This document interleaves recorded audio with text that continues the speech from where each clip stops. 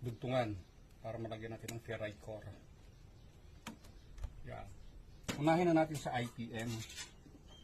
So ito yung lalagyan natin, pandudugtong. Yan. So i-twist lang natin siya. Kung kaya niya yung 4, mas maganda. Kaya niya yung 3, kung pwede rin. Sa 2.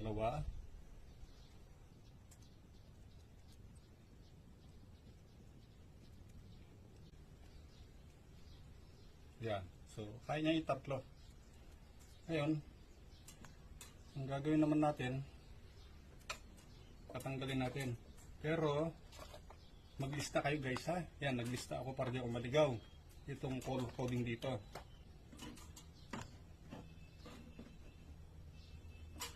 Ay ko. May charge pa yung capacitor. Susuotan ko lang dito. Para professional look yung ating trabaho. Pwede namang electrical tape. Kung gusto nyo ng electrical tape, wala tayong problema dun ha. Right. Yan. Yung coins ko, pagpuntung ko ito. Gusto ko, film sa film.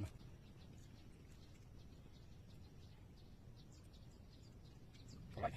Ang bilaw. Coins.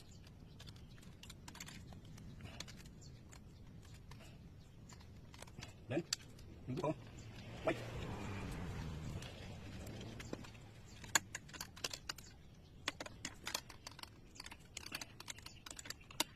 Yung black, red. Yung black is lime.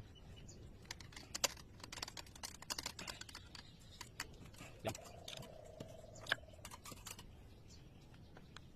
Then, lang triple.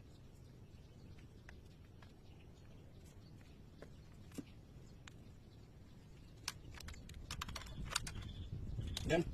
Di ba naman ito eh?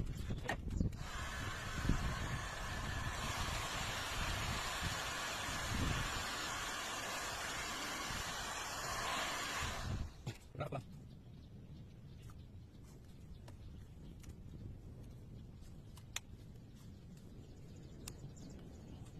So, ito guys, nalagyan natin ng ferrite core yung kanyang supply wire papunta sa board.